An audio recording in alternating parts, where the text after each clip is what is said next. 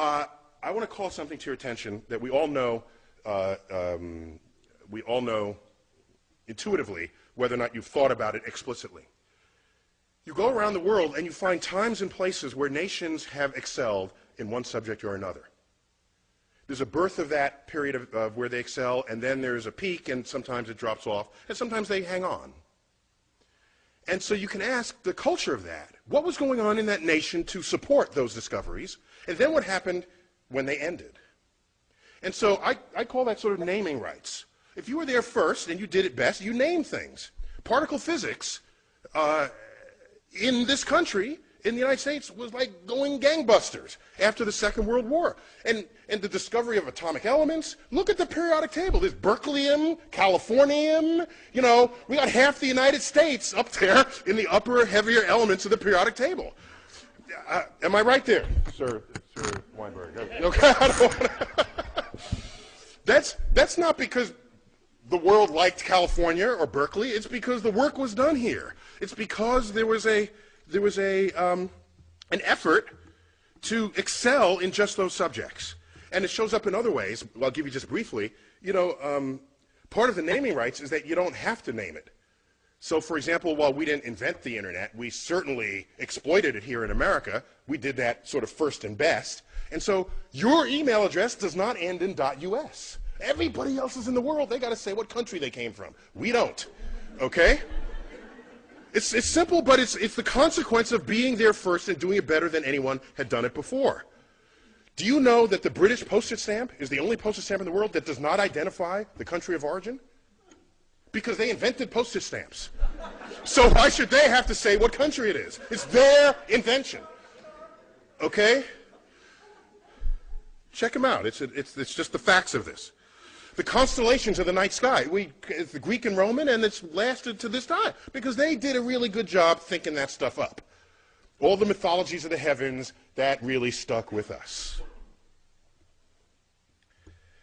All right, so I'm going to make a larger point.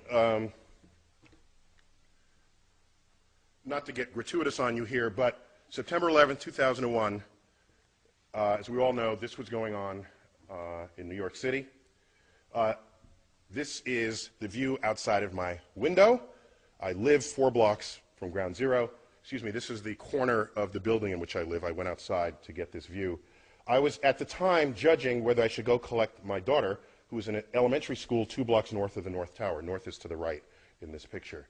So I want to get a closer view with a highly magnified zoom lens to see what, while that was happening, the plane flew into the South Tower. And so no one was thinking terrorism until the second one was hit. The first one was just sort of a bad tragedy. And so these are just 3 frames from my camcorder. This is at t = 0. This is 1 second, well, like actually a fraction of a second. The plane was moving probably 500 miles an hour. And just to understand, the black building, that black sort of monolithic building, that is 50 stories tall. This is New York City, people. So tall buildings are kind of, they're just all over the place. And that's just a hotel, a 50-story hotel. And it's the towers are foreshortened because they're the angle at which this is shown. I put these up because a few days after this, President Bush, I don't remember where he said this, on the steps of the White House, in the Rose Garden or at the Capitol, in an attempt to distinguish we from they, the terrorists who flew these planes into the buildings and into the, that went down in Pennsylvania and in Washington, to distinguish we from they, he loosely quotes a phrase out of the Bible by saying, our God is the God who named the stars. Now, this is before I was on his Rolodex, okay?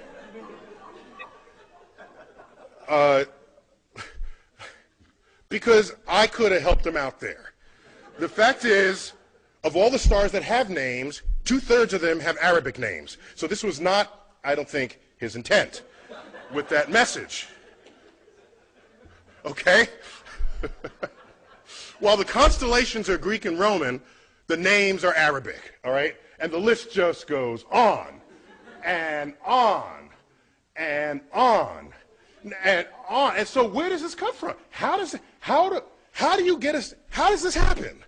you get stars named with Arabic names? How does this happen? And it happens because, of course, because Hang on, just catching up with myself here. Okay? It happens because there was this particularly fertile period that Professor Weinberg duly discussed. And around that period, that 300-year period, the intellectual center of the world was Baghdad. Baghdad. It was completely open to all visitors, all travelers, Jews, Christians, doubters, which today we might call atheists. They were all there, exchanging ideas. All of them.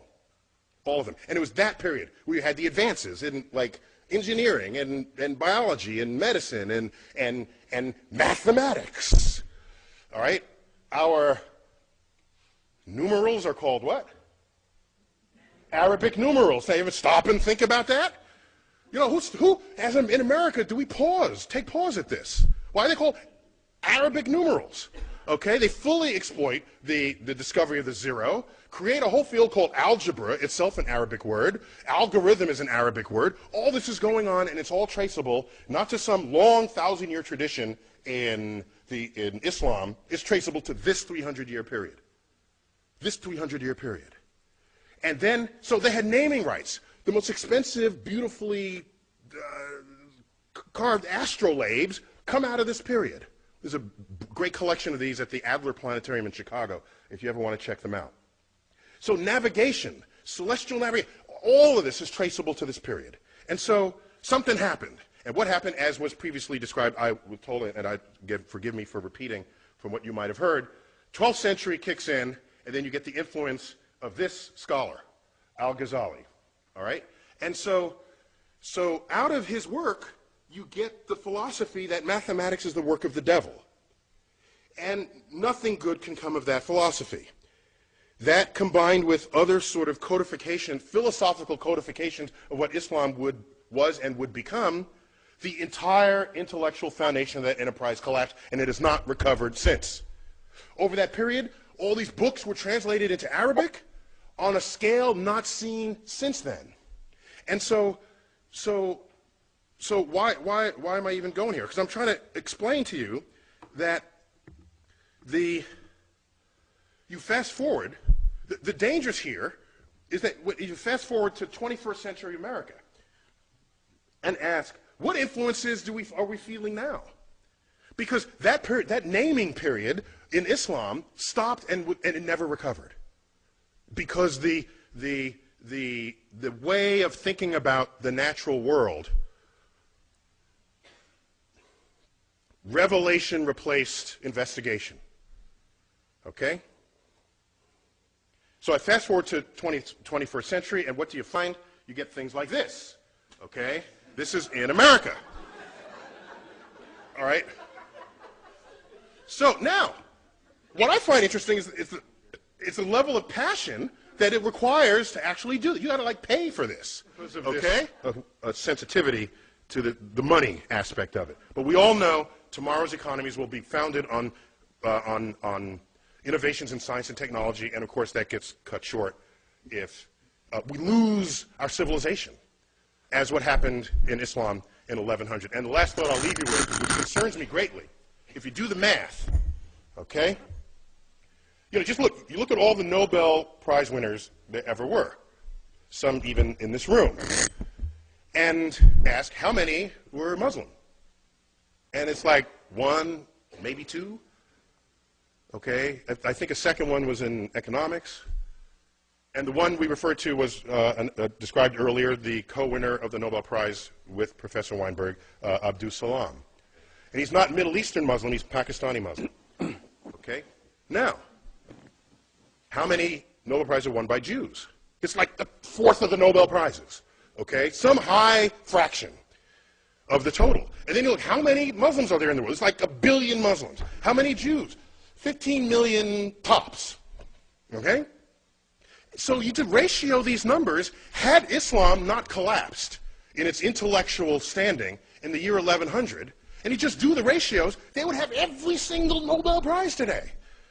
So the fact that it's not only just a few, it's near zero, is deeply worrying. I'm concerned about what lost, what brilliance may have expressed itself and did not in that community over the past 1,000 years.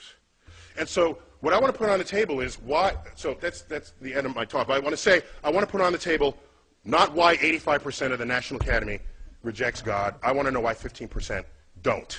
And that's really what we got to address here. Otherwise, the public is secondary to this. Thank you for your attention here.